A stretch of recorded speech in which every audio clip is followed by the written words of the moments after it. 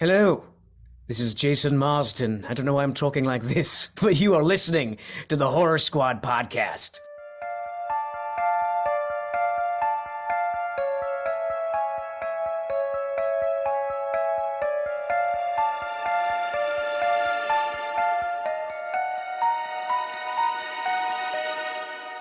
Hello, everyone, and welcome back to the Horror Squad podcast. This is episode number 332, where tonight we're going to be doing a little double feature action reviewing 1982's Creepshow and 1987's Creepshow 2. In honor, of course, of Living Dead weekend coming up. It is the Creep year. They will be celebrating Creepshow, Creepshow 2, and Night of the Creeps. We're going to be there, of course. Steve and Todd, myself. Don't forget, Living Dead weekend coming up. Literally just what, 1 week away, gentlemen? One week from this episode, yeah. Oh my goodness. So don't forget, June 7th through the 9th, Living Dead weekend, Monroeville, Pennsylvania, the official Horror Squad podcast meetup. It's here, ladies and gentlemen. It is here. Steve, do you have the itinerary? Can we tell our listeners a little about the itinerary? I'm putting you on the spot, but I'm sure you get it up somewhere. I do, of course. So the itinerary for those who want to hang out with us, you can join us for one or all of these events if you happen to be there. So on Thursday, 8 p.m., it's just going to be me. But if you'd like to experience the finest American cuisine that they have, Olive Garden, it's going to be just a fun night. Just hang out. Like I said, it's just going to be me there, but we'll have some laughs. I'll be tired from a very long drive. So, yeah, a little dinner there. What's Then your on go-to dish, Steve? What are we talking here? We're talking Parmesan chicken? No, fettuccine Alfredo with shrimp, usually. Okay. Yeah, I and don't know what your obsession is, but hey, hats off to you. That's just one of those. It's I become think like you're the only person that likes it. You're not even from here. You don't know because like I've been Olive Garden in like 4 or 5 states now, and they're always packed. Like every single time, every your single family one. when you're there, dude. Apparently, That's your slogan. yeah. No, it's I don't know. It's just become like this weird tradition that now is like there's become a thing. I don't know if it's the same in Canada, but there's a lettuce shortage here. Oh, really? So if you get the endless salad, then you're going to be in for a rude awakening, buddy. No, I get the soup usually. So Okay. Then on Friday at 2 p.m., we're going to actually be hitting the convention at the Monroeville Mall. So if you want to just kind of walk around with us and meet some celebrities, I know all of us are meeting like at least a couple of the celebrities that are going to be there. There's a lot of people doing signings. I will admit the majority of them are very, very small screen time zombies or extras or backstage people. For Creepshow, for example, you have all the people who animated the Creepshow like intros and stuff like that from Creepshow 1 and mostly 2 had a lot of animation. And you have a few of the actors and stuff like that. So yeah, so hang out with us there. And then at 7 p.m., we're going to go to the Rosecliff Tavern dinner. Rosecliff Tavern for dinner. And again, just hanging out, chatting, it'll be a laid back affair and probably some drinks so we can all kind of party.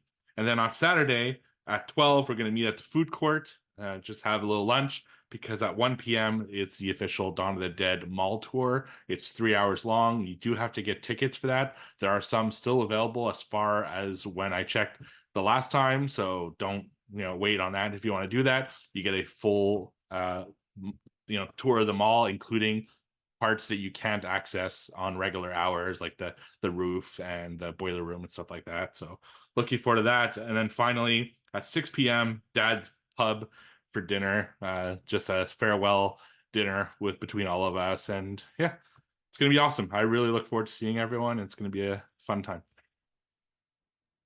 Excellent. And for those of you that do want to say Sunday, that is going to be all of our travel days. We'll be heading out early, so you probably won't see any of us there. But the con is going on Sunday as well. So for those of you that plan on staying on Sunday as well, you can go attend the convention in the mall on Sunday as well. So we're super excited. We'll see you guys next week. Once again, livingdeadweekend.com for all information and tickets. Or just be on our Discord, and we'll update you guys on there for everything. But we hope to see, we know at least some of you are coming, but we hope to see maybe even more of you. Maybe there'll be some surprises in store as well. So really excited. We'll see you guys next week for Living Dead Weekend. Before we get into the rest of the show, gentlemen. We're actually negating, I should mention, everyone tonight, news and what watch, because we have both Creepshow movies. We're gonna go over all of the segments and whatnot, so we know that's gonna run us over time. But before we head into trivia, I did want to touch on the Beetlejuice trailer because it did just drop this week. So I just quite simply, what were your thoughts on the Beetlejuice trailer, gentlemen? Didn't know it dropped, so skip it. So I watched it, no joke, probably 10 times. I don't know why. I just kept rewatching it and rewatching it. I don't know what it is about this trailer, but there are some things I really like about it and some things I don't like about it. What I really like about it, it's definitely set in the Beetlejuice world that we all know and love. There seems to be a lot of scenes that are in the afterlife, which I always thought was the coolest part of the original Beetlejuice. So all that is great. But on the flip side, they're doing, I believe, mostly practical on this movie. And I'm going to be honest, it doesn't look great in some of the scenes in the trailer, at least, right? It's not the final film, so I'll judge it when the final film comes out. It's just lacking something. Like, I'm always up for practical effects, but sometimes they need to be enhanced by CGI, I would say, because it just came off a little bit goofy. And some of the performances seem a little off. But again, that's a trailer. It's not the full movie, so I'm going to reserve judgment. So I'm coming out like still optimistic about the film, but maybe more cautiously optimistic than I was before the teaser trailer that we got a few months ago. What do you think, Joe? Yeah, I'm in 100% agreement. I was excited after the teaser trailer, but after this new trailer, I was like, ooh, like that looks like not that great at times.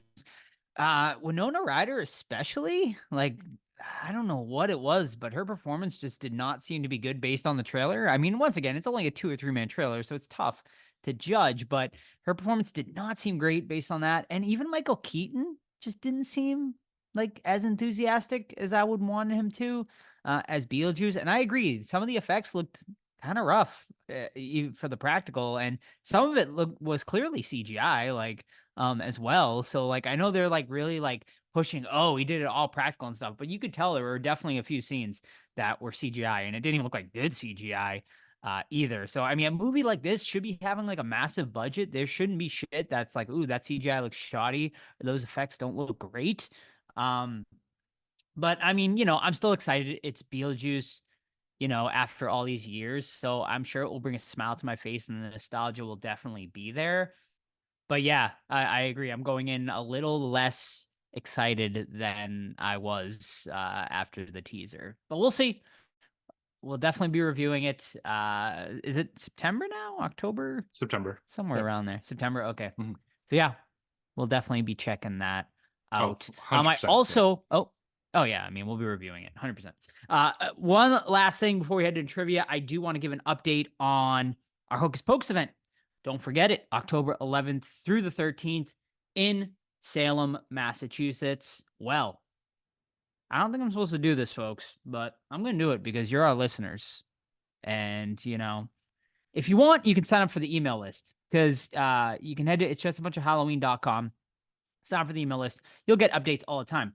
However, there is a special code you can use. Tickets are now on sale for the entire weekend of events. Friday night, of course, the Halloween party. Saturday night, autograph meet and greet. Saturday night there's going to be a burlesque show. Sunday there is going to be a exclusive trolley tour with the cast, and then Sunday night we're calling it a special bonus event as of right now because tickets aren't on sale for that yet. We're waiting on some final information for that, but that will be coming very soon. But head on over to it's just a bunch of Halloween.com and you can use the code BunchaFans24 in all caps. That's BUNCHAFANS 24. So you can click on any event and go to the very bottom, and they will ask you for a promotional code. You enter that promotional code, and you will have exclusive access to get tickets before they go on sale to the general public on June 13th. I will say, out of any of these events that may sell out before they go on sale to the general public, it will be the trolley tour. So 100% get tickets to the trolley tour if you are considering it. Extremely limited, that trolley tour. There's only 2 trolley tours happening. Maybe 80 people total out of both trolley tours. I think that the trolley only holds about, I think, 40 people. So each, that is extremely limited. You're going to have a very exclusive chance to get a photo with the cast in front of one of the filming locations. It's awesome. That is going to be an amazing thing. And then we are going to be hosting a couple of events throughout the weekend as well.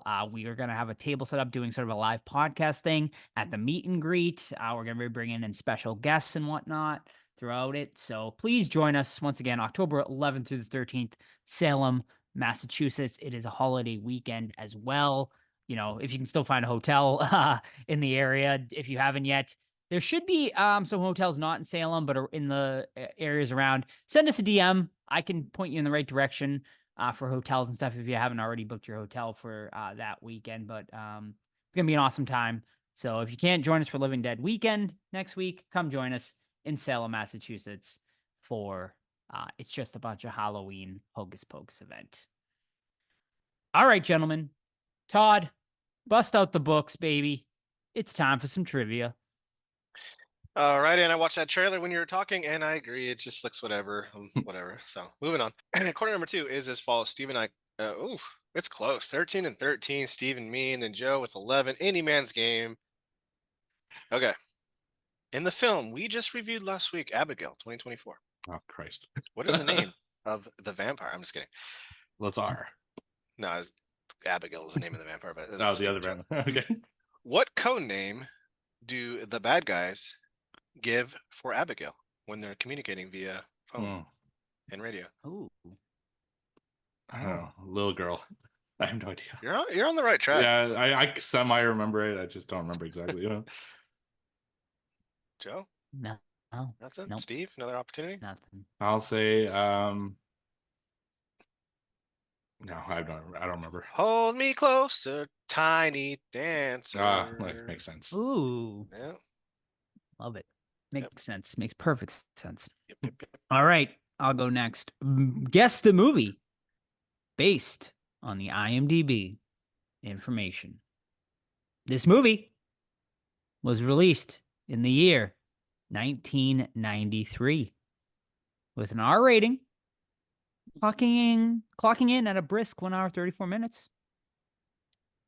Categorized as a body horror, comedy, horror, and sci-fi. It is currently sitting at a 6.2 out of 10 over on IMDb. Cast: Tom Arnold, Toby Hooper, Robert Carradine, Molly Cheek, Wes Craven, David Naughton, What and the hell? Sam Raimi. What kind of movie is this? Oh, It's got everybody. Writers: Billy Brown and Dan Angel. Tagline: from the Master of Terror, 3 tales to chill and thrill. body bags? Correct. Yes. Gotcha. I like how Tim and you were body bag. yeah, I wasn't 100% sure, but Love Yeah, and I left out, of course, John Carpenter yeah, right. starring and also director. It was good, man. That's a good movie. Yeah, I like Sucks that it one. didn't get picked up. Mhm. All right. Guess the movie based off the cast. Mm. I'll give you guys a little hint. Stephen King themed week this week. Okay. J.T. Walsh, Amanda Plummer, Bonnie Bedelia. That's she plays the main girl in Die Hard, if you're wondering who that is. Main girl in Die Hard, his wife. Yeah, Holly. Shirley MacLaine. No, Okay. Holly McLean. Holly MacLaine. Where Yeah. did Shirley MacLaine from? Ed Harris. Hmm. And probably the giveaway, Max von Sydow. Fuck, I I just don't know. watched. Let's throw out Thinner. Wrong. Thinner. Is it a Stephen King movie? Well, Stephen yeah, King themed. yeah, it's a Stephen King adaptation. Max von Gotcha. Sydow. What's And Ed Harris. And Ed Harris, Bonnie Bedelia, Amanda Plummer, and J.T. Walsh. Holly Gennaro? Ooh. I remember her fake name, but not Yeah. her actual name. I I don't know, don't man. fucking no clue. I feel like I should know this, especially because Ed Harris. Ed Harris is amazing, dude. Oh, I know where you got this from, Yeah, you he's bastard. great. You just watched The Abyss and you're like, I'm gonna look at Ed Oh, Harris. and I films." watched Creepshow. Yeah, And Creepshow. Yeah. Yeah. that's true. I'm just all over the place today.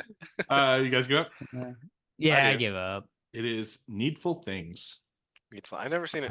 Ah, Never seen it. it's an interesting Good? film. Yeah, Mm. it's pretty good. Okay. All right, back up to me.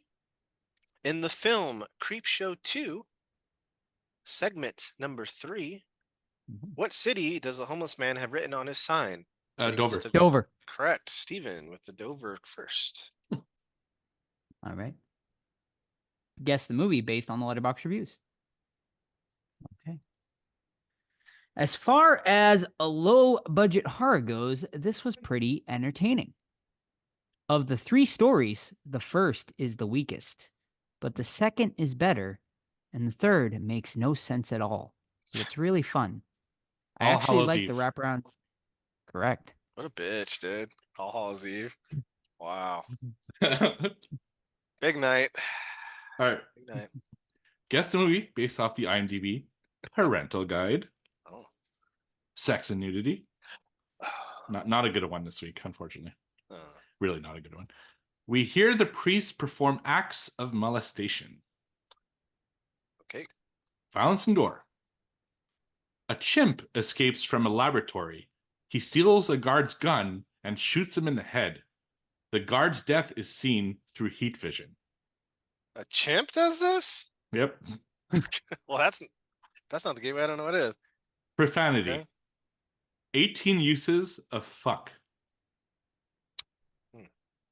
Alcohol, drugs, and smoking. Lead character is shown being clinically injected on several occasions. And probably the chimp was a pretty big giveaway, Yeah, but that's pretty big. the bigger giveaway here for me anyway. Frightening and intense scenes. Pierce Brosnan's character is required to escape from an exploding building at the climax of the movie. Remember, if I've this is seen a this. Stephen King joint. I don't think I've seen this Stephen Pierce King Brosnan, film. Stephen Kingy, I don't a remember fucking monkey, Stephen King movie with a monkey And it's a horror film. Pierce exploding building, the cat people. You guys go up. That's Stacy Keach, huh? Monkey Shines. Good guess, but no. Monkey Shines, the sequel. It was actually The Lawnmower Man. Never seen it. Ah, Yeah, you I've never seen it. Slacking on your Stephen King. Slacking. Guess so. yeah, I am. Well, these are I always heard that one sucked, so I never bothered. It's long. Yeah. Yeah. In the film The Frighteners, which we just watched, what is the name of their Seen it. town? Oh. Willows Creek. Antonio Bay. Incorrect for both. I don't remember. One more guess. No. Creek What sounds is- familiar. What is their name of their fair little town? Nah. No. Nothing. Just gave you a hint. The answer is Fairwater. Yeah, I would Fair not. I would not have remembered Water. that. Fair little town. I tried. No but fucking never would have guessed it. Nothing. All right. Okay. Last one for me. Quite simply, how many films are there in the VHS franchise? All of them? Sheesh. Not Wait, including the films or spin-offs. 7. Films. Oh, films. I was thinking second. 7. Yes. 7 is Not including incorrect. Not including the spin-offs. What would Wait, not including the spin-offs? No, not including the spin-offs. what is a Like This, what do you consider So spin-offs? spin-off yeah, would- yeah. Like the VHS spin-off would be 86, s- would that- The spinoff would be Siren. I don't even know what that is. Oh, the standalone film. Oh, Got it. okay. Steve Yeah, said Stan- 7. Yes. yeah. Let's see. VHS 1, VHS 2, VHS Viral, VHS 96, and then there's 6 total. 6. That is correct, Todd. Yes. It is 6. VHS, VHS 2, VHS Viral, VHS 94, VHS 99, and the 6th and final film currently, VHS 85. 85. Yeah. Is that the one we reviewed with the No, we did not. Deadstream We guy? reviewed one of them. 90. We watched the 99 one? Yeah. Deadstream guy was the 99 one. So I did 85. Shout out to my buddies at the Don't Be Crazy podcast. I reviewed it there, and I hated it. They loved it. I hated it. So there you go. If you want to, I definitely, yeah. There. That's the only one I think I haven't seen yet, so I'll definitely, as a completionist, that- I'll was watch that- it. Was that last year? This year? I don't remember. Last year, I think last year. I feel like they Mhm. pumped him out a couple years, right? every year for like Yeah. 3 years. Yeah. Hmm. All right. Final question of the night. All right. Listen to it carefully. Okay. I need the actor's full name. Okay. Oh.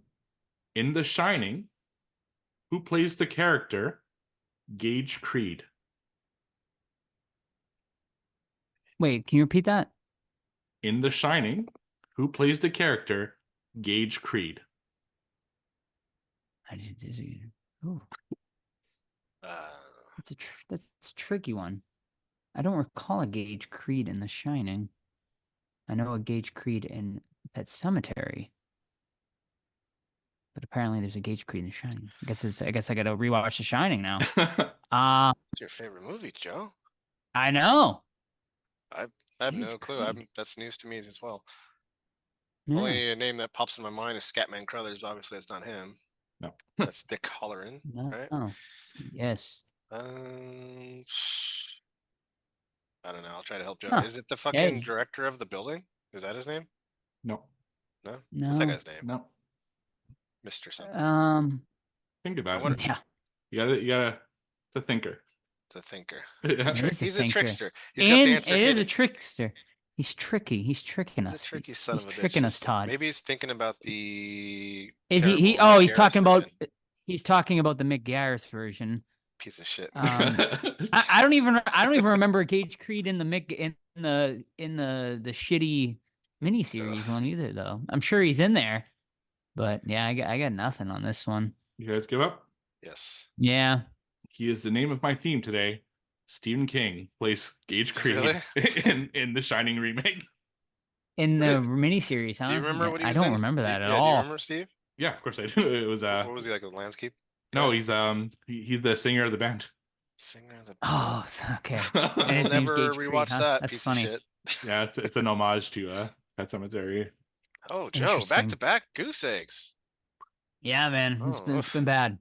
All right. Been Joe, bad. Texas you- killed him. That barbecue, like, He's still recovering from that brisket. yeah. All right, Steve Apparently. with the big night with 3, myself hanging in there with 1, Joe with 0, which brings us to Steve in a commanding lead with 16, myself 14, Joe at 11 still, but we still have a whole month of June to go through. So, Motherfucker. which is weird because I'm looking at quarter 1 and we finished with myself 15 and then Steve 12, Joe 11. I guess we're doing better overall in quarter 2 Yeah, maybe. at 14, 16, 11. Huh. We're throwing lob balls out there. Yes. All right. Alrighty. All right then, ladies and gentlemen. Let's head into it then. That's right, folks. Right into it. We ain't wasting any time tonight. We're fucking doing it, baby. Let's start it off with our first movie of our double feature tonight, 1982's Creepshow, directed by George A. Romero, written by Stephen King, starring a whole gaggle of people. Leslie Nielsen, Adrian Barbeau, Ed Harris, Ted Danson, and of course, Stephen King himself, amongst many, many others. Creepshow is a 1982 movie that tells 5 grisly tales from a children's comic book. A murdered father rising from his grave, a bizarre meteor, a vengeful husband, a mysterious crate's occupant, and a plague of cockroaches. So, Totter, why don't you start us off with Cockroaches. the first segment of Creepshow, and I guess that's how we're gonna run this down, Alright. right? And we'll just discuss each one. Yeah, I mean your breakdown is pretty on the nose there. Not a lot to add to it, but we got Father's Day, right? Where you just got a bunch of rich, snotty fuckers, right, hanging out in the house, and I don't know, like this is probably the most iconic of the creep show when you think about it. I think, overall we'll get to the ones we like personally a little bit later, but I think when you think of creep show number one, everyone thinks of Father's Day and the cake and the severed head and everything like that. I love that there's some a lot of George Romero alumni in this one. That's always fun to see them. But yeah, you got a snooty fucking group of people there, and you got the dad that's just fucking distraught and he's pissed off and everything. And I'll just leave it at that. Yeah, what do you guys think about it? Honestly, I watched this about a month ago, not knowing we were going to cover it, so I didn't take great notes. And I am at the point where Creepshow One just has never done it for me. There's some shining moments in here, but overall, like I'm a Creepshow Two guy. I'll die on that hill. And I think a lot of people tend to agree with Creepshow Two being the best one. But Father's Day is still pretty legit. But what do you guys think about it? Because my memory needs to be stroked here. Yeah, I mean, we'll get into it when we get into Creepshow and Creepshow 2 here. I'll save my thoughts on which one I prefer over the other. But yeah, man, I just, I always loved both Creepshow movies, honestly. They've always just, I love anthology movies in general. But starting off with Father's Day, I think is a great way to sort of, I mean, obviously we had the wraparound too, which we can, I guess, mention the wraparound at the end there, starring, of course, Tom Atkins and And Stephen Joe King's Hill. son, Yeah. right? Joe Hill, And yes, Tom of all Savini. people. And Tom yeah. Atkins is a son of a Yes, bitch in this, right. man. Yeah, I know. He's Takes like a this lot kid's to trying to make read him. comics. Yeah, Tom Atkins is like America's dad in the Yeah, horror movies. right. And this kid's reading comic books, and he comes in there like, "I'll fucking kick your ass," or "I'm stealing this shit." And then the creeper comes. I'm like, if this creeper's out my window, I'm getting my dad. I don't care if I'm mad at him. That guy's fucking terrifying. But then, like, yeah, he's reading the stories, which goes into the film itself. Yeah. So yeah, I mean the wraparound story is kind of a good way to intro this, and then it takes us right into Father's Day. Yeah, man, I like this one. Is it my favorite of the entire first Creepshow movie? No, we'll save that for a few more segments away. But I think this is a solid way to open. I wish though, like we got a little more horror. I think it I don't know. Like I felt like the beginning was a little weak, and then it got better as we went along. The the makeup effects on, of course, the father though is awesome when he becomes a zombie and comes out from the grave. Um, I just wish we got a little more though of that. It seemed to happen like too fast, and then it just was kind of over. So I think it's like a good entry, but I think it could have been better. So I love the Father's Day segment. It's like Todd said, it is what I first think about when I think about Creepshow. It's kind of since I guess maybe because it's the first one, but it does have iconic imagery. I agree with Joe. I think the segment's too short, and that's going to be something I'll talk about when I kind of talk about the whole first Creepshow as a whole. Is that there are some segments are too short and some segments are too long. So I wish they had kind of spaced them out better. But I do like everything that we see in this one. Ed Harris he could have gone into one of the most iconic like horror dances ever, but he's cut too short. I wish we had seen more of it. Should have had because his dance moves are so fucking funny in this. I like that it takes time to set up, but once we get like our cake, to put it in a way, it just goes too fast. Like I think the father's portion of it is too quick, and we don't get enough of the horror aspect. We get like it's like all set up and not enough payoff, I guess we could say. I did laugh when Ed Harris's character is in the grave and they're about to push the tombstone on him. He has like fucking a solid 5 minutes to get out of there as the tombstone is super slowly getting pushed towards him, but he just like basically just lies there and looks terrified. I just have a lot of nostalgia for Creepshow as well, and especially with this segment. So I fucking loved it. I thought it was a really fun segment. Yeah, so we learned the rich family is just a bunch of assholes, and that the is it the patriarch, is that the right term, of the Yeah. family was murdered, and like it's like a not official murder, but the family's like, yeah, she fucking totally murdered him. And then she goes to his grave to gloat, and that's like what basically brings this brings him back from the dead, and he goes on a little rampage. I would have loved to see him go on a bigger murder spree. Like let's have him been fucking cool. Like I'll just say it right now, like if you cut the fucking cockroach one, you can put this one and add 10 more minutes to it and it'd be pretty solid. But for me, it's definitely one of the bright shots in this film. And are we done? Or we want to rate him? Rate this one? All right, yeah, I'll start us off. Yeah, I think that I mean, this is like a really fun way to start the Creepshow movie. Yeah, I mean, I just think it just ended a little too quickly for me, but it's iconic, man. The father with the fucking cake at the end and the head at the end and stuff is awesome.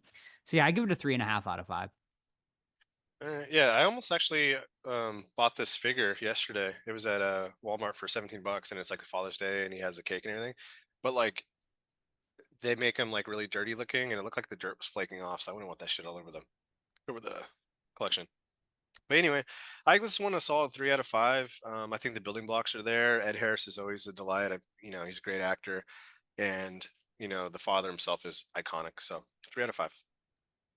Yeah, I give this one a 4 out of 5. I really like this one, even though it is too short and the payoff is too short.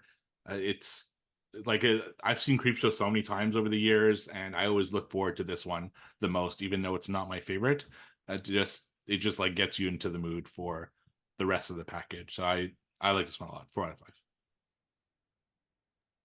All right, want to go over Lonesome Death of Jordy Verrill? Of Yep. course. All right, so we have Mr. Stephen King himself, and I'm going to go ahead and quote Wikipedia here saying, Jody Verrill, a comedic and dim-witted backwoods yokel played by Stephen King, watches as a meteorite crashes on his farm. So yeah, Stephen King is this fucking goofball. I mean, everyone's seen Stephen King. They ramp up his goofiness to 1,000 in this one. Meteorite crashes on the farm. It's glowing and pulsating and shit, and he thinks he's like, gonna go out there and fuck with it. And then lo and behold, he starts getting taken over by like this space weed or something, and eventually it takes him over and turns him into a plant. And with a really cool ending to him, though, I really like what happens to him. And then we kind of show that the world is gonna be slowly taken over by this vegetation. Uh, one of the weaker ones in my opinion, man, and it's only because of Stephen King is just fucking awful. I know it's going for like cheese and over the topness, but gosh damn, get us another actor, please. It would have rescued this one because like the formula is really cool, the effects are really cool, and when he kills himself, it's fucking really cool. But I cannot stand Stephen King acting, and whenever I get an audiobook and Stephen King narrates, I'm like, nope, can't do it because he tries way too hard, and he needs to stick to just writing because performing not the best. What do you guys think? Yeah, this seems to be like everyone's least favorite segment in the Creepshow series. You always kind of hear that. I it's grown on me over the years, honestly. I think it's funny and I actually like Stephen King's performance. Like he just plays like a backwoods like Maynard like type guy, like so good in this. Just sort of that like like a rednecky, but like what, like a farmer redneck type guy, sort of like I guess a simpleton would be the best way to put it. It's just funny, man. Like, and he's just trying to like make a quick buck, and he finds like this, meteor shit. And it's just, man, it's funny. And then it gets like really interesting. Like the more you go into it, like you're like, okay, well, what the fuck was in this meteor? And like everything starts growing, and it's like, okay, why the fuck is like he turning into a plant man from this meteor? I mean, there's no real explanation there, but it's just like this mystery. Like you assume maybe it was like this alien species or something. We don't really know.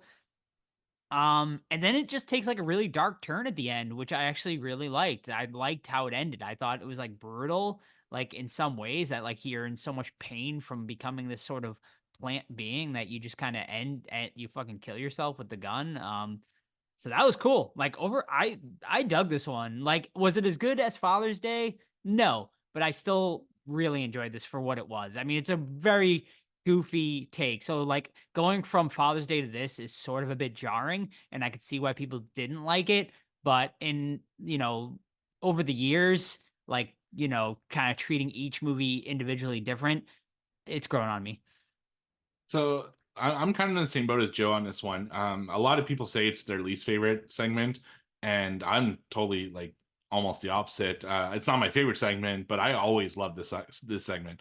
I agree that Stephen King, like, he's not a great actor, but it works for this role because he is supposed to be kind of the character that's not, all there, and he says weird shit, and he thinks like his process is a little weird, and I really dug it. And the thing about this one is that that's one of my issues for a lot of the Creepshow segments, for all of the ones, like Creepshow 1 and 2, is that they take a while for them to get going. Like, they do big setups and then go into something. This one is like right away. Like, it starts, the meteor hits immediately at the beginning of the segment, and it just goes and it escalates and it escalates and it escalates until it gets to that really dark place. And I think this one is like way better than people give it credit for. So yeah, I think the Jordy Verrill is an awesome segment in the Creepshow like anthology.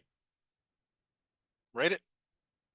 Alrighty. Yeah, man. I dig this one. I give it a 3.5 out of 5. I think it's fun, and yeah, I enjoy it. I give it a 2.5 out of 5. It's not my least favorite of the Creepshow one. Cool facts. I just wish there was a different actor playing the lead character. Yeah. Even though I like Father's Day a little bit more, also give it a 4 out of 5 because I really enjoy this segment. I think it's wild. It's crazy. This one is the perfect length too. We talked about the other one being maybe a little too short. I think this one couldn't have been, it had just a perfect amount of time to tell its small story, and I enjoyed the hell out of it. Cool. All right, brings us to something to tide you over. So we have a Leslie Nielsen, whatever. They're rich, man. He's got this trophy wife played like Galen Ross, Dawn of the Dead fame. You got Ted Danson in it, right? And they're like secret lovers. But Leslie knows about it. He didn't get around it. And then he has this he hatches this scheme to get back at them by essentially burying them in the sand, the beach sand, and waiting for the tide to come in. And he sets up a VHS camcorder or whatever, so he can watch them suffer. And my gosh, I love this fucking one. This is the one that is absolute banger in this whole series, in this whole movie. You got the great cast, you got the cool creeping dread of the water coming in. I mean, you have some badass monsters that look awesome at the end coming into the house and getting their revenge. What do you guys think? I agree. I absolutely love this one. It honestly, as a child, I didn't love this one as much, but as an adult, I've grown to love this one, and this is my favorite one in this entire Creepshow movie.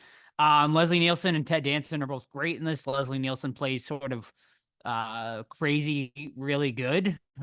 Just sort of like a classic sort of revenge tale of a man, a scorned man, that wants his revenge on the cheater and his lover, and just a brutal way to fucking just bury them head first in the sand and just let the tide come and fucking drown them. It's just brutal. And then, you know, the ending with them, of course, sort of their zombie selves coming back for revenge. They look really cool and awesome. And then just like something we also haven't mentioned is like throughout the entire Creepshow thing is just sort of like the crazy use of colors they do with like the reds and the blues, and it's just really cool. Sort of gives you that like comic book vibe to it throughout the movie. And I feel like in this one it really hits good, especially at the end of this segment. It looks awesome. So yeah, I just I love this. I adore this one. Yeah, same thing for me. This is my favorite segment. It's also one that wasn't when I was younger, but I guess as I get older, I'm like understanding it more and stuff like that. And I really, just love the aesthetic of this one. I like the performances. I mean, they're legit actors in it. The logistics are a little weird to me. Like when you really think about it, like you see him fucking on a truck with a gigantic spool of cable because he needs to put the TV on the beach. Logistically, it doesn't really make sense at times, but it's such a fun story, and I love the makeup when they come back at the end. And it was also jarring. I remember seeing this as a kid because I'd only known Leslie Nielsen as like this goofball comedian, right? From the Naked Gun movies, from all this other stuff like hot shots and shit like that. So to see him so serious in this was like, yeah, like, it was crazy at the time. Now I've seen more of his serious films since then, but it's great performances, great effect makeup, and a good solid story. So I enjoy the hell of this one. Yeah, right on. Rate Rate it. it. Yep. Alrighty. I'm doing it. 5 Oof. out of 5, folks. I fucking love this one. As an anthology goes, I don't think you could do much better. I think it's a perfect story, perfect ending, perfect characters, great cast. 5 out of 5 on this one. Ooh, I give it a 4.5 out of 5, man. Is it perfect? Almost. But something holds it back a little bit. Love the cast, love the setting. Like I said, it's just fucking great. So Something Tied You Over, man, is like worth the price of admission alone for this film. Yeah, I'm right there. 4.5 out of 5. It's just the logistics a little bit like kind of throw me off. So I can't give it the perfect 5. I think if this movie had been made like a little bit later when you didn't need to have to truck over a cable from the house to the beach, it would have made more sense. But no, I still enjoy the hell out of it.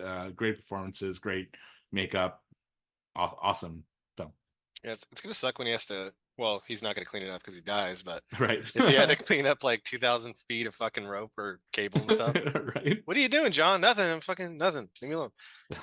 All right, brings us to the crate. So we got Adrian Barbeau, who plays this obnoxious piece of shit wife to this professor, right? Him and his professor and his homies are just hanging out, drinking some cocktails, shooting the shit, and then fucking Adrian Barbeau is just fucking a bitch, dude. Like, shut up, leave him alone, man. She's nagging him. She's like being belligerent, drunk, and she's stupid. Meanwhile, this homie over at the college, he like sees like a crate in the back. He's like, "What is that underneath the staircase? It's from the Arctic, from like 18 something. What the hell?" So he gets the doctor, and they go back there and investigate. Awesome freaking monster, really cool effects. What do you guys think? Yeah, this is probably my second favorite of the Creepshow movie. My biggest issue with it though, I feel like this one goes on just slightly too long. I think it could have been tightened up just a little bit. And I would have loved I think this would have rivaled something to tide you over. But man, Fluffy, of course, the crate monster is just amazing. Such a cool creature, so like awesome looking. Adrian Barbeau is sort of you just want to see her get hers. And yeah, I mean it's entertaining. I just think it's a little too long, but it's a really cool thing or cool ending. And honestly, like I feel like if out of any of the Creepshow like segments, this would be the best one to sort of you can make almost into a full length feature to sort of, the backstory of the crate monster to see where it went, where it came from, and maybe what happens to it after the fact, because we see that it's still alive when it is finally dropped into the water at the end. So yeah. Yeah, I mean, yeah, I agree. It's too long. That's really, and that's a pretty big issue with me with this one. It takes so long to get to the point, and we got really quickly kind of what Adrienne Barbeau's deal is, what her husband's deal is, who like the professor and everything like that. But then they spend a super long amount of time getting to the crate and digging out the crate and opening the crate. That by then you're like, hey, let's just get to it already. Now, once it does get to it, it's fucking awesome. Fluffy is a great character, really cool design by I think Savini did the Fluffy character. And yeah, it's just too bad that it takes just so long to get there, unfortunately, that it kind of hurts the score for me a little bit and doesn't make it as much of a classic as some of the others, but still an enjoyable film overall. Yeah, I think Savini, I think pretty much created everything in this movie. I think Yeah. he created the Father's Day makeup, and he created the Something to Tide You Over make. I mean, just some iconic shit just in this one movie. It's really unbelievable. And then just what he did with the rest of his career, it's insane. And he makes a little cameo, of course, on the wraparound there is the garbage man too. So Right. yeah, he's awesome. And he'll be at Living Dead Weekend coming up next weekend. So Cool. if you haven't had the chance to meet him yet, I think we all have, but Yeah. at this point, but he's if you haven't yet, I mean, he's definitely a must meet. The dude is an absolute legend. I'm going to be taking over for hosting for the rest of this sort of stuff for now because Todd had to drop out. Unfortunately, I don't know if he will be back or not, but if he does come back, then you'll hear more about him. All right. So let's rate this one, Steven. Where are we at? Oh, the crate. Okay. So yeah, I'm gonna give the crate a 4 out of 5. Despite its runtime and its length being a little too long, I still think this is a great one. The fluffy monster is just iconic and awesome. So yeah, it's 4 out of 5 for me. And I give it a 3.5 out of 5 just because it does take so long to get to the point and it's a long segment. Like it was weird because I was watching it this time and it's a 2-hour film overall and we're an hour in and I know how many segments are left. I'm like, why is there still an hour left and there's only 2 segments left? It, this one takes so much time out of the runtime. So yeah, that's a problem for me, but it's still a very good film overall. So 3.5 out of 5. Alrighty. And that leads us to our final story before, of course, we'll wrap up with the wraparound and how that ends as well. But our final story is They're Creeping Up on You. Steve, can you give us a little synopsis on this one? Yeah, it's pretty simple. So a guy, he's a recluse and he's a germaphobe and he lives in a, how to describe it, like a sterile environment in an apartment. Very Everything's interesting. like, yeah, it looks like an Apple store type of, very white Yeah. walls and white counters and everything like that. And he treats everyone like shit, like his staff and everything like that. He's got this weird like guy that comes over to his apartment. And anyway, it's a really odd setup. And all of a sudden, cockroaches start coming into the place, and he's trying to get a handle on it. And at first, it's one cockroach, and it's two, and then all of a sudden, it's like a bunch of them, and then it just goes out of control, and until eventually it overtakes him. So, what do you think of this segment, Joe? Yeah, this one, I would say I like this one, but I think it probably is the weakest of all of them, of the bunch. And I don't know why. I really can't put my finger on why this one is the weakest. I think just because at the end of the day, like I think you need to have like a fear of insects or something like that, which I really don't. Like I wasn't like my skin wasn't crawling seeing all the cockroaches or anything like that. But I really do love the Upson Pratt character. I think he's he's definitely someone you want to hate and stuff like, and you want to kind of see him get his sort of comeuppance. He's just a terrible person. He's a racist. He says some racist shit to, the worker and stuff like that, and just like is fucking over all of his employees and stuff like that. So he plays like a complete asshole perfectly. I will say, like, credit to the actor because like I thought he was great. His performance was fantastic in this. But yeah, I mean, I also did like the set design. I liked sort of all like white, like germaphobe thing. I found that to be kind of interesting and stuff like that. But at the end of the day, it was just very simplistic and just sort of cockroaches coming about the place. So it was decent, but just not something that like blew me away. Alrighty, Totter is back. He has entered back into the lexicon of our podcast. And Todd, we just finished. We're talking They're Creeping Up on You, but we want to hear your thoughts on the crate since you're back in here. So, can you give us a quick rating and thoughts on the crate before we Back move in on? action. I'm at a 3.5 out of 5 on the crate. I think it's pretty cool, but I agree with you. Before I left, I heard someone say it's a little bit too long. And Adrienne Barbeau, man, oh my gosh, she's grating on the soul in this movie. A 3.5 out of 5. Alrighty. And then, all right. So why don't we throw it to Steve for They're Creeping Up on You, and then we'll throw it lastly to Todd. Yeah, so this is also my least favorite segment in the original Creepshow. It's just like, I don't know what it is. You're right. I also don't have a fear, at least of cockroaches. I think if this had been like spiders, maybe I'd be a little bit more creeped out by it. But because like we don't really have cockroaches here, so it's not like a thing I deal with. I was just kind of like, okay, it's kind of cool. But it's just you follow this character who you're obviously meant to dislike the entire runtime. It's a very boring set to look at. Now, it's necessary to tell the story of the sterile environment and everything's like white walls, white floors, white everything. But to look at, especially a film that had been so colorful previously in all the other segments, it's just kind of boring to look at, and the atmosphere is not that great. It does pay off in an interesting way. It's crazy that they used actual cockroaches to achieve a lot of the effects of this film, and when he gets his due at the end, it's fucking awesome. But there's not a whole lot other than the cockroaches coming out of his like face and stuff that's memorable about this one. So it just falls short, especially compared to the rest of the film. Yeah, 100% agree with that. I think it's boring as hell. It's my least favorite of the movie, and I hated Jordy Farrell. So it's my least favorite of the movie for everything you stated, Steve. And I miss Joe's thoughts on it. But yeah, I can't really regurgitate what you just said. So not good. Yeah. Yeah, I said pretty much similar things. So yeah, I'm still gonna give it a 3 out of 5 because like I think Upson Pratt is entertaining enough as just a terrible person. And I don't think it's that bad of a segment. Like I still like found entertainment value out of it, and that ending is fucking great. Like all the cockroaches like coming out of him is super cool. So yeah, 3 out of 5 for me on this one. I'm at a 2. I just don't like it. I think the ending is really cool, like you just mentioned, but everything in between was really annoying. And I think I read that. Didn't they start like an infestation Yeah, of something cockroaches? they had a hard time controlling them Yeah. apparently after the with the Imagine. filming. Jeez. Yeah.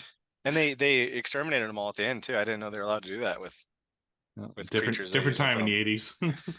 Oh, I remember forget. That's remember right. Kingdom of the Spiders where they fucking like changed the landscape of that town because they released like 5,000 Oh yeah. tarantulas in the town, and That it would like suck. they took over that town. It was like a whole fucking thing. Jeez. Different time for sure.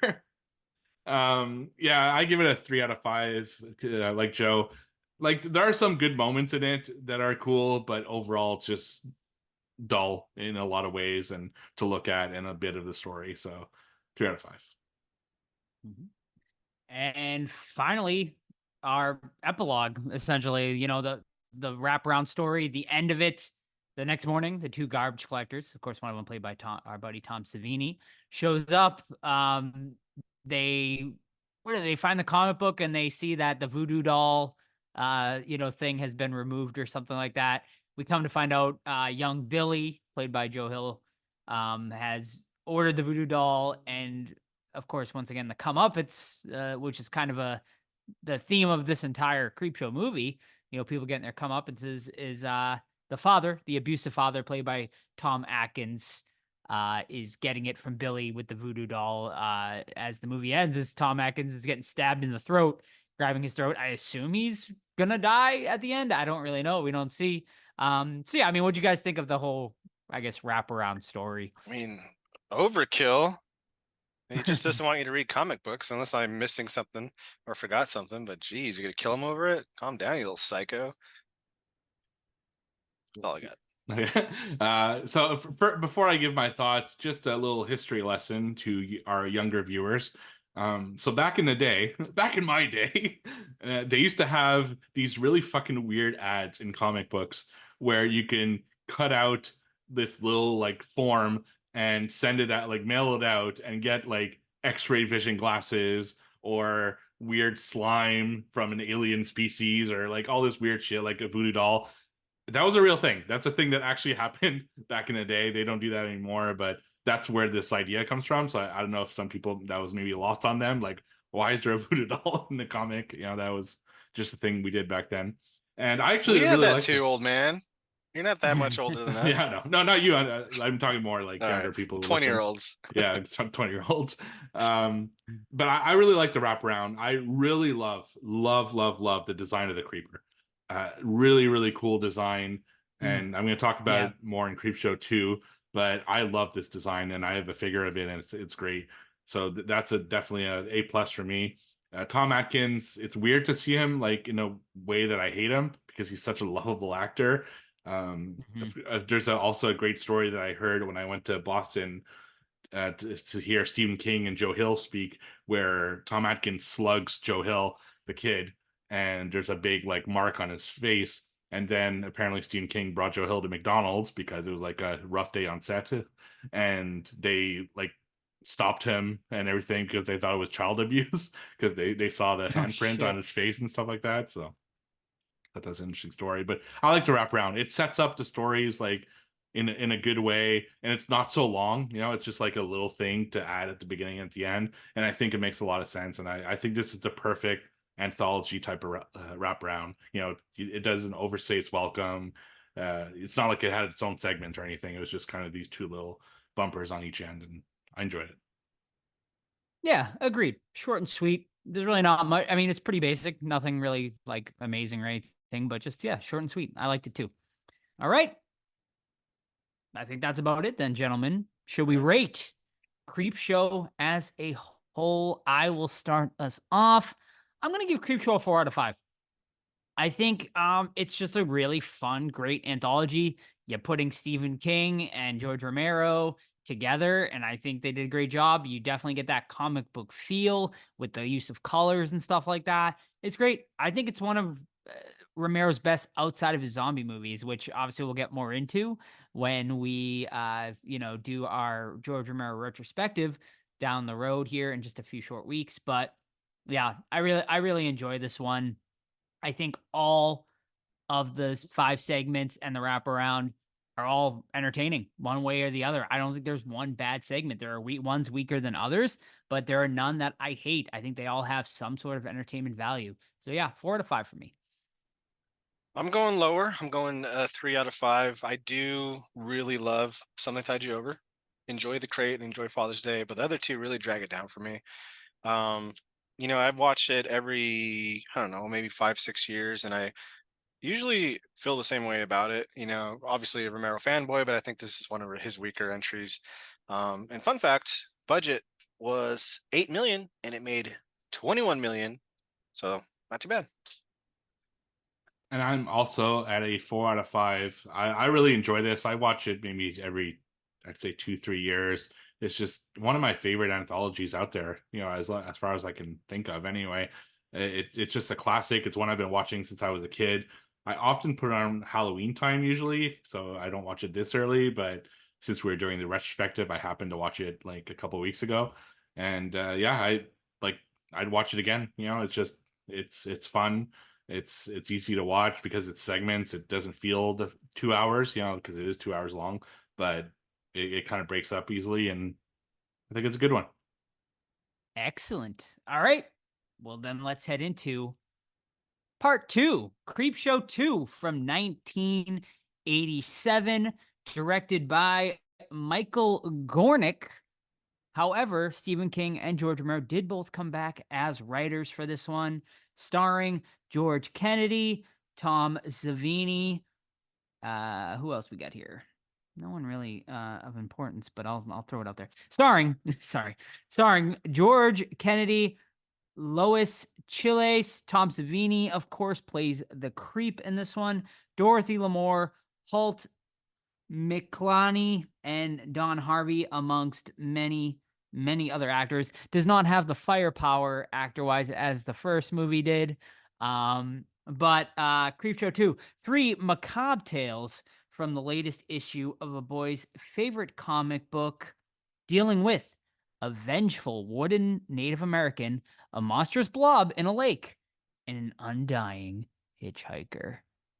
Todd, would you like to retake over the reins as we start Creepshow 2? Certainly. Budget 3.5 million. Box office 14 mil. Another good turnaround for the Creepshow. Came out 4 days before my actual birthday, May 1st, 1987, opposed to my birthday, May 4th, 1987. Should have told my mom, like, what are we doing? Go see this in the theater, Mom. You're giving birth to me 4 days later. What's wrong with you? But yeah, the prologue, man. We get the Creeper. He's fucking terrifying in this, man. If he's riding around in like the delivery truck in my town, I'm telling Dad, I'm being like, Dad, this is a fucking monster that's delivering comic books. He's smiling at me. This guy's a creeper, literally. Let's take care of him. So yeah, similar setup. A kid's reading comic books, things like that, and Tom Savini plays them like fantastically. It's fucking weird as hell. Then we go into our first subject here, or segment. Old Chief Woodenhead. So there's and this actually matters to the plot. So I'll say there's a white couple that owes like a general store, on, I think, either on or near like a native, or what's the proper term now? Indian It's sort of like reserve. reservation. I don't know. Reservation. So like, Reservation? yeah, But what's the proper term for Indians now? You don't call them It's Indians. an indigenous. Indigenous people. Okay. Yeah, well, here Not in trying to Canada. disrespect anybody. Indigenous peoples, right? So he like runs a general store, and the indigenous peoples often go to his store, right? We learned that the old man is like really generous. He like he doesn't always accept cash or card. He gives stuff on credit and for free just to help him out. And like the leader of the tribe, the chief, comes to him. He's like, "Hey man, like, you know, my people doesn't believe in charity, so I rounded up. Each one gave like a very expensive token and to you as collateral. If we don't pay you back in X amount of time, you get to keep it because we're a proud people. We're gonna pay you back." He's like, "Dude, I can't fucking take this." He's like, "You're gonna take it, motherfucker," and he takes it. And then meanwhile, there's like this old chief, you know, Indian statue outside the shop, and then this fucking prick. Played by what's his face from Mindhunter and Iron Claw. I'm like, what the hell? They put brown face on him. It's weird. He plays the Indian, the Native American. He comes in with like super long hair. He thinks he's fucking hot to trot, God's gift to women, things like that. And he's holding the place up because he needs money supplies to go to California because he thinks he could be a fucking Playboy stud.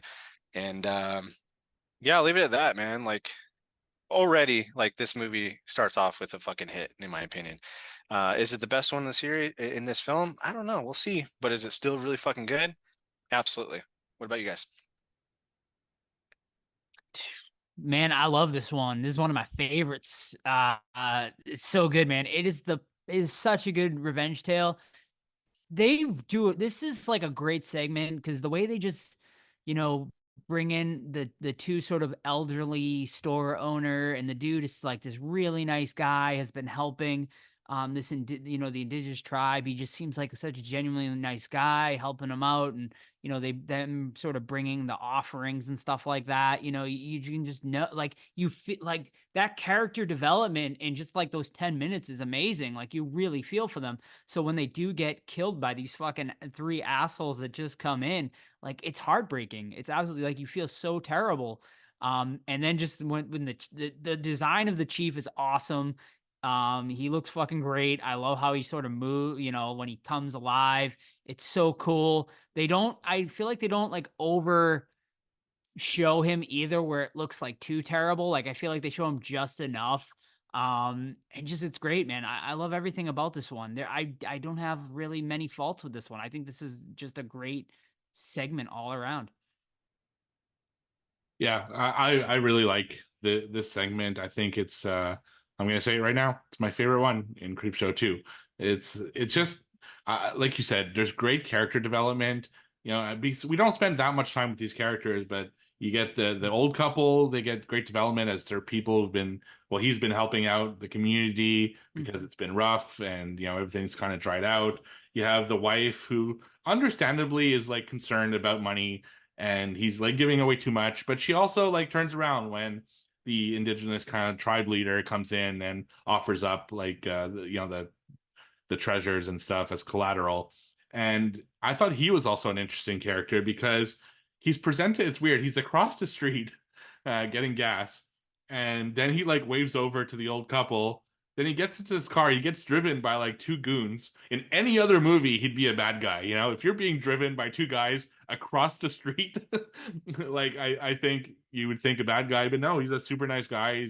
He feels bad that, you know, he had to kind of beg for someone to think, or not beg. He says he doesn't want to beg, but he had to ask for so many things over the years. So I like the whole development. Then you bring in these three fucking assholes, and they play their roles really, really well. Man, that Hollywood dude from Mindhunter, he is so good at playing just Right. he's almost like, I hate to say it, like one of those TikTok influencers of his day, you know, like someone who thinks he's way better than he actually is, and thinks he's going to make it huge in Hollywood and everything like that. And then the other two are kind of like a good sidekick where they're annoying, but they kind of see that he's going maybe a little bit too far. And then Chief Woodenhead, as you know, kind of the revenge story is so cool. I kind of wish we saw more of Chief Woodenhead. A lot of it's done through the use of like shadows and stuff like that, but it's a cool story and a good way to start Creepshow 2. Yeah, Sam Whitemoon, which is the character, the lead bad guy. Yeah, super prick, man. Fucking dickhead. Even the old man shopkeeper's like, man, your fucking uncle's a great man. You're a little piece of shit.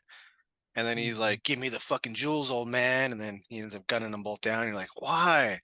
Like, fucking sweet, man. They're so sweet. And then it's so gratifying for them to get fucking killed. Dude, Like, I love it. love his obsession with himself. It is His so hair. funny to watch when It's he so sees that funny. there's a photo booth and he like goes in and he's like, you know, doing the poses and he keeps like flipping his fucking hair and like he played that role so well. It's yeah, Be it's like, amazing. bitch, you ain't that cute, homie. Like, I don't know who's telling you this, but relax. This hair's gonna get me paid and laid.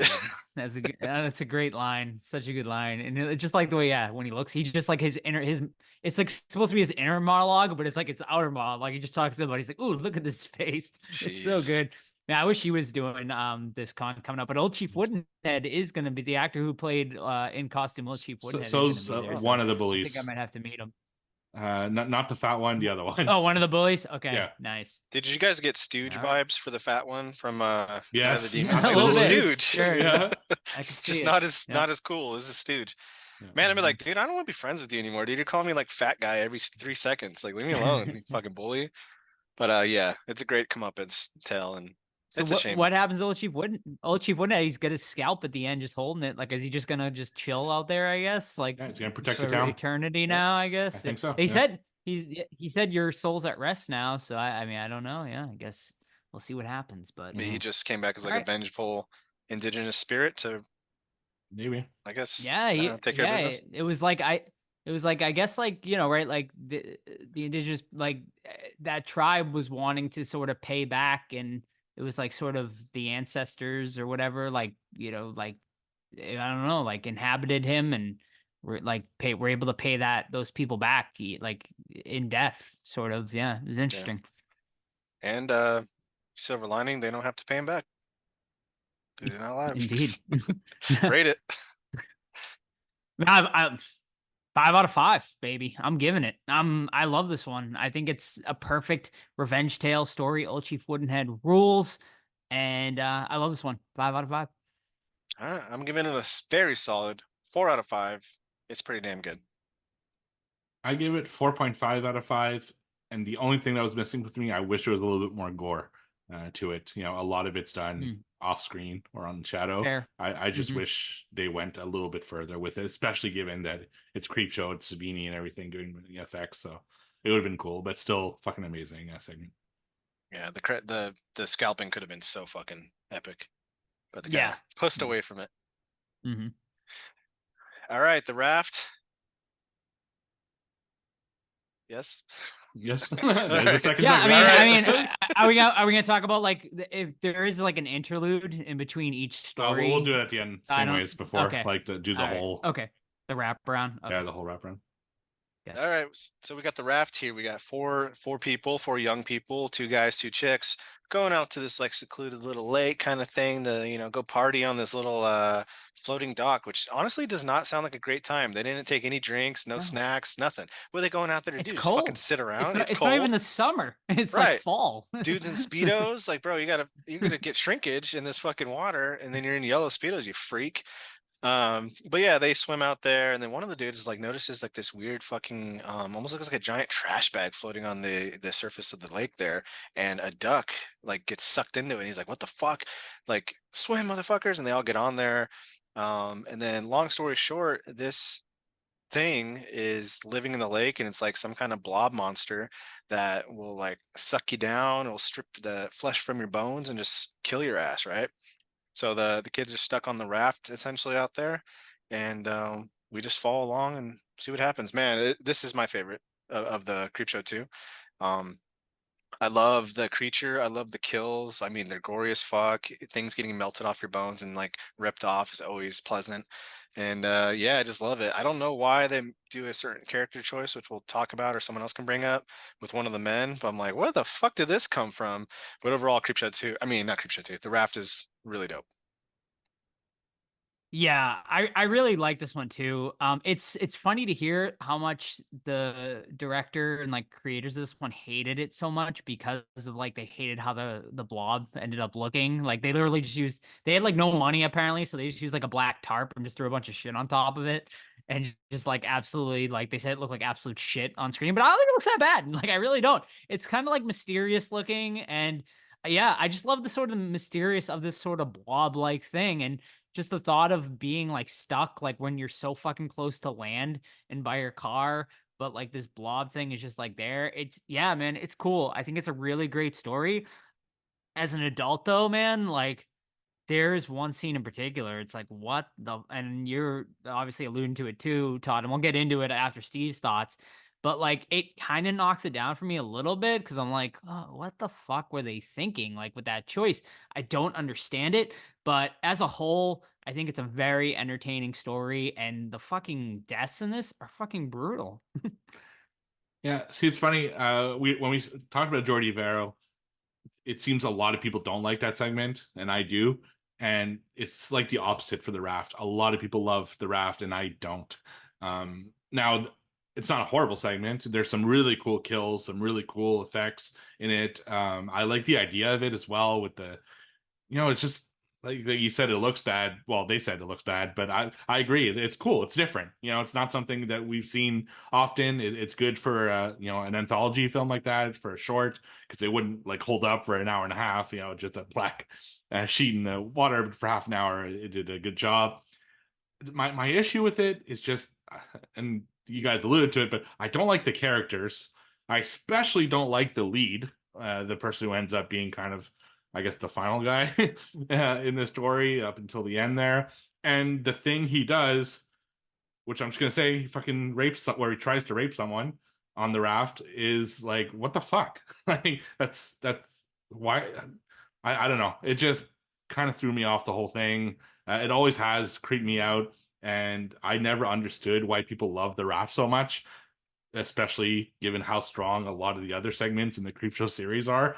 So I enjoy it for the gore and stuff, but it's not one of my favorites for sure. Yeah, the problem with that scene, and like, we get one of the girls killed off, excellent. The other dude killed off, excellent. And then like they survive the night, and then in the morning he wakes up fucking super creepy. And he didn't need to be. Like, she's probably gonna date you now, man, if you both make this out, like get out of here together. But instead he wants to like, take off her shirt and like touch her and stuff. And like, what the hell? Like, not only is it a gross scene, just sexual assault is obviously terrible, but it's also gross too because it just comes out of nowhere. There's no leading up to it. It's just like they're surviving, and then oh, now he's a fucking rapist. You're like, what? And then plus character motivations, like, what are you thinking? There's a fucking man-eating creature, and this is your priority right now, and it leads directly to her death because like he was holding her and they were fine, and then he puts her down, and then it fucking sucks her face off. It's like, you're a piece of shit, motherfucker. Like, you deserve the worst death of all in this. Yeah, that's the problem. Like, it just really came out of fucking nowhere. Like, there wasn't even like a sexual chemistry really per se between the two of them. Yeah, man, it was weird. It was just completely out of place. I don't understand why that decision was made. Um, I mean, I think it was just a way for them to get to show boobs in this movie. I Like, if you guess, but pull you her could have shirt up had and them. you see her They're boobs, swimming. You but could have like to that. do it in like a sexual assault, it's so out of left field and makes no sense to the story. Um, and yeah, like as a kid, I was just like, oh, boobs, cool. Like, and I didn't think about like the sexual assault and rape shit happening. But as an adult, I'm like, this is like highly problematic. Like, and it's just like it's befuddling to me, like why this decision was made. And I would honestly love to hear, like from the director of this segment, or like why that, or like whoever wrote this, like why that decision was made. I think 'Cause George wrote just this, right? yeah, it's so out of left field, that one scene. Yeah, and you're right. Like, not only is the sexual assault like terrible, obviously, but they just finished a scene where they made it crucially important that they have to stay on the boards because it'll come Mhm. through and get you from the cracks of the barge. And then she's lying on it, and he's like, yeah, I'm just gonna turn my back to this blob who's been attacking us, and try to rape her on the ground. It's like, what the fuck? Like, it makes no sense at all, and it's yeah, Right. that's I why would I have. I just don't understand why people think this is the best segment personally. I would have preferred he just completely turned fucking heel and just threw her to the blob so he Yeah, could jump yeah. off. You know what I mean? Like That would have made that sense. way better. Like That that would would have have made sense. yeah, that would have been good. Like I'm like, oh shit, all right, well, fucking brutal, but I guess you do it. But yeah, like that decision made no sense. But I mean, he does get it. He does get it in the end in a cool scene where the fucking he swims out and the blob is like, all right, fucking tidal wave your ass. It's cool, but I didn't feel it was. You think it was bru- cheating? Yeah, it was brutal. It wasn't brutal It wasn't enough brutal enough. I for agree. him. Like he deserved to get the Okay. worst death, and he didn't. And that's he kind of got almost like Mhm. one of the easiest deaths. It just like swallows him True. essentially, and that was Yeah. like, okay. Rate it. Yeah, man. Despite that scene, I still really enjoyed this one. However, I can't forgive that one scene now as an adult. Honestly, like I was at 4.5, but this scene knocks it down for me to a 3. And I still give it a 3.5. Like I still think it's a really enjoyable segment, but it's just like, yeah, like it's just such a random ass scene that just wasn't necessary at all to the plot or anything. That it definitely kills it a little bit for me, but I still think it's a pretty entertaining segment anyway. Yeah, I agree with everything you said. But I'm slightly higher at a 4 out of 5. I think I might have given a 5 if this didn't have the random grossness in it. And it would have been an amazing scene, man, if he's just like like you said, he switches gears and is like, all right, I just gotta outswim you. And he pushes her in there and takes off. And yeah, I agree too. Like he should have got the worst death in this whole film, and he doesn't. It's a cool scene when he comes out of the water and grabs him, but still wanted more, but I'm still at a 4 to 5.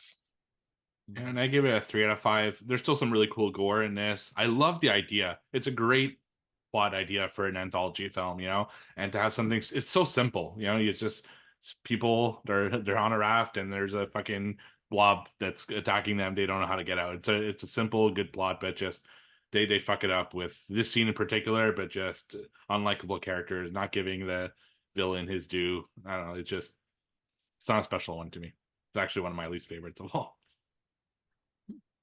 Alrighty, which brings us to the third and final segment in Creepshow 2, the hitchhiker. We start with a middle-aged woman. She's with a male prostitute at his house, and she's banging him. And he's like, "That's gonna be $150." But wait, that was just the entry-level fee. Now that I got you hooked with your 6 orgasms, you'll be paying me more. And she's like, "Oh, but I'm into it, so I guess I will. Same time next week." He's like, "Yeah." Then we don't hear from that motherfucker ever again. I'm like, okay, kind of weird opening. She gets in the car, she's driving around, she's trying to think of her lie she's gonna tell her husband, and she hits this homeless man on the highway there, and essentially just fucking fucks off and takes off, kind of like know what you did last summer status.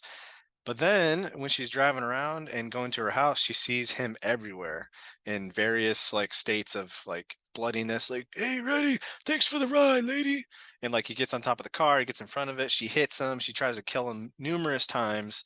And then yeah, we get to her house and it keeps happening. And my gosh, this segment is fucking dope. Now that I'm thinking about it, this might be tied with my favorite. I don't know.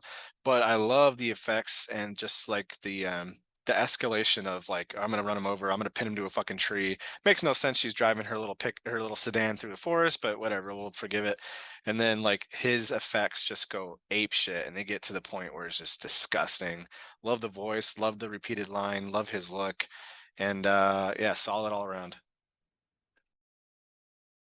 Agreed. I love this segment. I fucking love the hitchhiker character. He canceled Living Dead Weekend. I was so excited to meet him, honestly. And he canceled, unfortunately. So hopefully I'll have another chance to meet him. But yeah, man, he's awesome. Like his character is amazing. The thanks for the ride, lady, is just such a an iconic line to me. I used to like say it all the time growing up. Yeah, man, I watched Creepshow 2 way more than I watched Creepshow 1 too, growing up for whatever reason. So yeah, man, this Creepshow 2 just has so much nostalgia for me, and all 3 stories just sort of hit well for me, and this one is no exception, man. I think it's fucking great. Um, yeah, man, I love how he just like slowly sort of decays as it goes, or well, I mean, she sort of fucking destroys him throughout. And it's yeah, man, it's such a cool look. Her character, she plays like her character very well as well, but very well too. But man, the hitchhiker is the absolute star of this whole segment. I do think it goes on just maybe a tinge too long, but other than that, I think it's great. I like this segment. I think the hitchhiker is great. The makeup on the hitchhiker is fucking insane, just really cool, and he just gets better and better as you know the story progresses and stuff like that. I don't love her though. I think, and we spend a lot of time with her, and like Joe said, it's maybe too much time with her. You know, she's constantly kind of monologuing to herself and justifying what's going on and trying to make herself believe that what happened didn't actually happen. And I don't know, it just dragged on a little bit too long for me. At times it was boring, but then it's great when the hitchhiker comes in and it's boring again. It's like this kind of mishmash of great and then boring. So I enjoy the segment a lot, but like it's not my favorite of Creepshow 2, but it's still a very entertaining segment. Rate it. I mean, I love this one. It's great. The ending's cool too. You know how the way he kills her, and she's got the Dover sign on her at the end, and they sort of blame it. I think carbon monoxide poisoning, so it looks like a suicide almost. Which is funny. So yeah, I give it a 4.5 out of 5. I love this one. Honestly, it'd probably be a 5 out of 5. I think if it just maybe cut 5 or 10 minutes out of it, but yeah, I dig the hell out of it. Yeah, I'm gonna stay consistent and give this one a 4 out of 5 as well. For everything we already talked about, man. The makeup alone, I think if the makeup wasn't spot on, it'd be kind of, shit, because there is some goofy stuff like her driving through the forest like for 10 minutes. But yeah, the way he looks and the way he sounds throughout the whole film is just really cool. Plus, how would you explain that? Your fucking car is covered in blood at that Right? point and smashed to shit. Like, all right. Well, she clearly wasn't all there. Yeah. I give it a 3.5 out of 5. I think it's a good segment, but not like a great segment. There are some things that made me chuckle, like they do it at the beginnings, like I should charge per orgasm, then I have something to work for. It's a great line. Uh, it's just, and I love the hitchhiker kind of character, but it's just too long for me, and I didn't love the main star of this particular segment. So 3 out of 5 out of 5. All right. Epilogue or wraparound or anything? We got little dickhead Billy. He orders what, like a Venus flytrap from the back of the comic book, which Steve explained earlier for your younger listeners. And these fucking bullies, and it's animated by the way. These bullies come and just like squish it, these fucking assholes. And then he kicks them in the nuts, and then they go on a high-speed bike chase to like this abandoned lot where there's a shit ton of giant man-eating Venus flytraps that just like protect Billy and they eat fucking the bullies. Do you guys think this was supposed to be like a live action segment, or was it always intended to be a animated? I don't know. I think I mean it had to be like on purpose, right? I don't know if maybe budget wise, like they decide not to go live action, but it would be way too big, I think, to be like live action because of the Venus flytraps and everything like that. That would have been a crazy thing. But that's one of my issues I have with Creepshow 2 is I don't like that it's animated. It didn't feel as special, I guess, as the first one with the wraparound that they had. I'm the complete opposite. I love the animation. I think it gives you like sort of that comic book feel that they were kind of wanting to go for. I thought it was cool. I really thought it was cool. It kind of made it a little more fantastical, and I liked the live action parts too that we do see with Savini as the creeper. Love the intro to that and the outro. I think the outro of him throwing all the comic books out the end, like that scared me as a kid. I remember like his makeup is fucking awesome. So yeah, I preferred this wraparound to the first Creepshow, honestly. Yeah, Savini is just terrifying, and he's wasting the comic books, man. He's driving down like a 1-lane road in the forest, just throwing them out. Like, what are you doing? Make your profit, dude. Go sell them somewhere. But yeah, I don't like the animation just because I don't like the animation style. I think I don't know. It's just, I don't know what you compare it to, but it's just Reminds me of goofy. Heavy Metal. Have you ever seen the movie Heavy Metal? I've seen bits. I don't think I've ever seen the Yeah, whole it thing. reminds me a lot of that type of animation that they had in that Yeah, movie. it's just, I don't know. I Have you, wasn't thrilled. have you guys ever owned a Venus flytrap? No.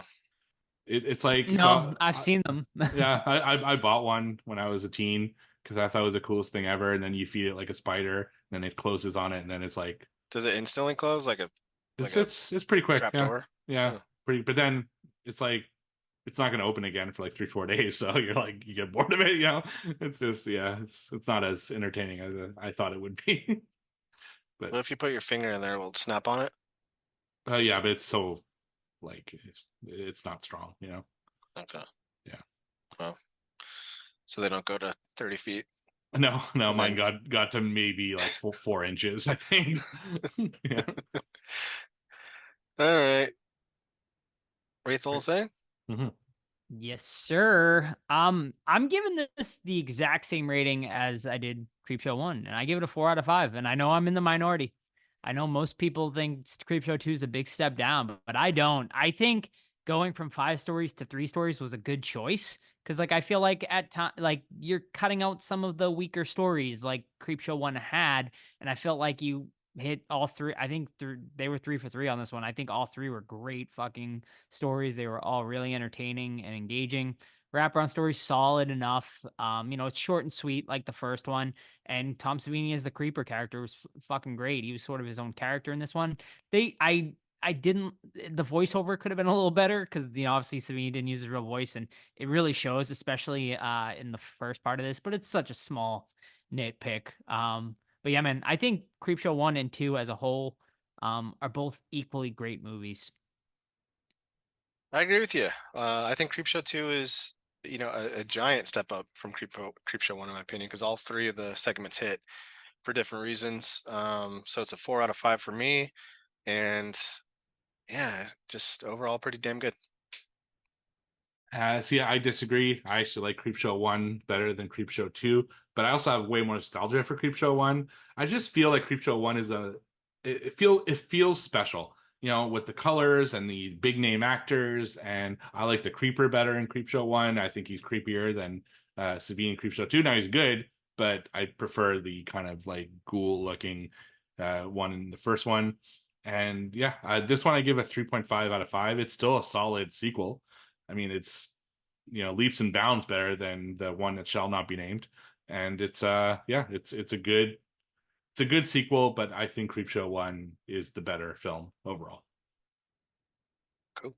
Excellent. All right, best one out of both movies. Favorite segment. Oof. Something tied you over. Me too. I think I would agree with Old Chief Woodenhead. Very close second. All right, what's your number 2? probably the raft for me, The Raft. because it's the most like horror, I guess. Mm-hmm. You get just people getting scanned and all that. I'd go Father's Day for number 2 for me. I want my cake. But you do. All right, awesome. What's your second? That's it. Chief Chief Woodenhead. Woodenhead. Oh, you said that. Woodenhead.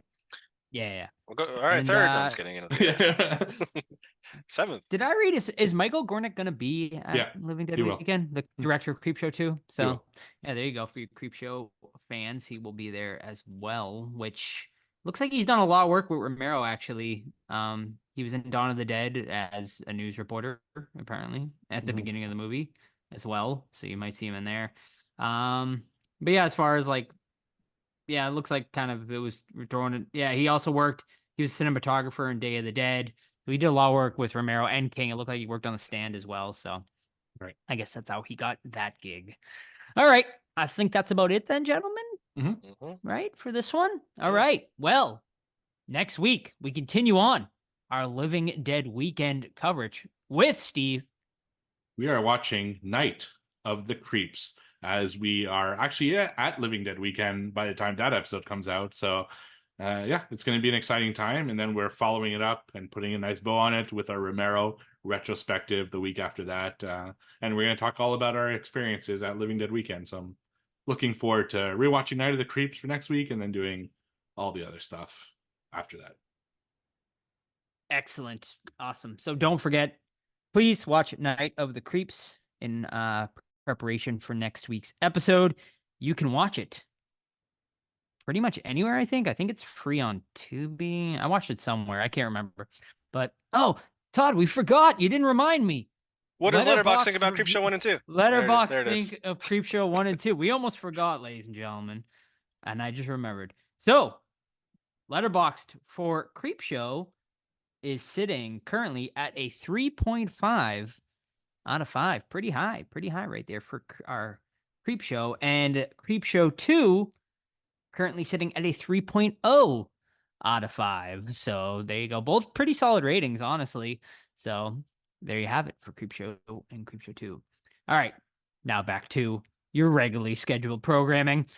Don't forget, Living Dead, Night of the Creeps for next week. Check it out. That episode will air day 1 of Living Dead weekend. Of course, they are calling it Creep Year, Creepshow 1, Creepshow 2, and Night of the Creeps is the main focus for this one. A massive Night of the Creeps reunion as well. Fred Decker, the director, is going to be there, and essentially the entire main cast of that movie. So also they're going to be screening. We aren't going to be attending it because we are going to our dinner. But for those of you who might be interested, they are going to be screening Night of the Creeps at the cinema at the mall, I believe Friday night or Saturday night. I'm not 100% sure on that, but you can find out information livingdeadweekend.com. So yeah, June 7th through the 9th, Monroeville, Pennsylvania. You've heard us say it a million times. Come join us if you haven't, if you want to. It's going to be a great weekend. 1 p.m. mall tour. That is going to sell out. So grab your tickets to the Saturday 1 p.m. mall tour, probably before you attend Living Dead weekend if you haven't already. Don't forget, you can use code BunchOfFans24 for tickets for exclusive access for the Hocus Pocus event in Salem. Tickets for the general public will be on sale June 13th, so definitely take advantage of that code before June 13th. If you would like to buy tickets for that. In the meantime, you can also keep up with the podcast, Facebook, Twitter, Instagram, Threads. Just search the Horror Squad Podcast. You can email us anytime, the Horror Squad Podcast at gmail.com. But of course, the absolute best way to keep up with the podcast is our Discord. Amazing people over there, a great channel. And we didn't even mention yet, Steve, Movie Club this week. Yeah, so Movie Club is on the day that this episode releases. All you have to do is join our Discord, and I will send the link. We just watched a movie together, and this month we'll be watching 2024's to be original Killer Body Count, which actually had like an over a 3-something rating on Letterboxd. So will this be an actually good to be original? Come to Movie Club and find out for yourself. Excellent. And how do you join Movie Club? Of course, be a member of our Discord. Steve posts the link in the Movie Club channel over there. Movie Club, once a month. Steve hosts it. Todd and I never show up, but Steve's there and some other people. And maybe me and Todd will show up one of these days to a movie club. But go and join Steve over in the Movie Club. Help support the Movie Club, because if you don't show up, Steve's just going to end it. So make sure you go up and join that Movie Club. Okay, take that the wrong way. Don't end it, Steve. Don't do it.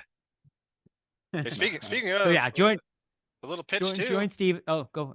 Oh, no, we play video games too, man. And Killer Clowns from Outer Space coming out. Like, it's already come out as this game or as this show airs. So come to Discord. We do game nights probably about once or twice a month, and they're always a fucking blast.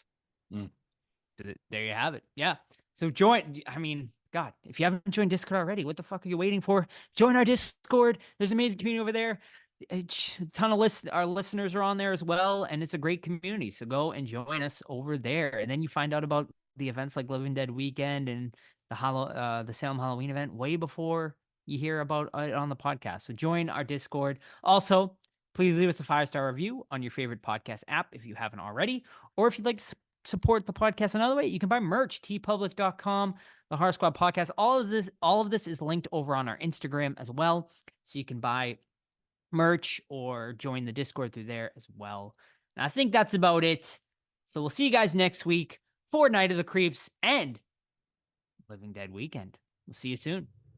Bye. Bye.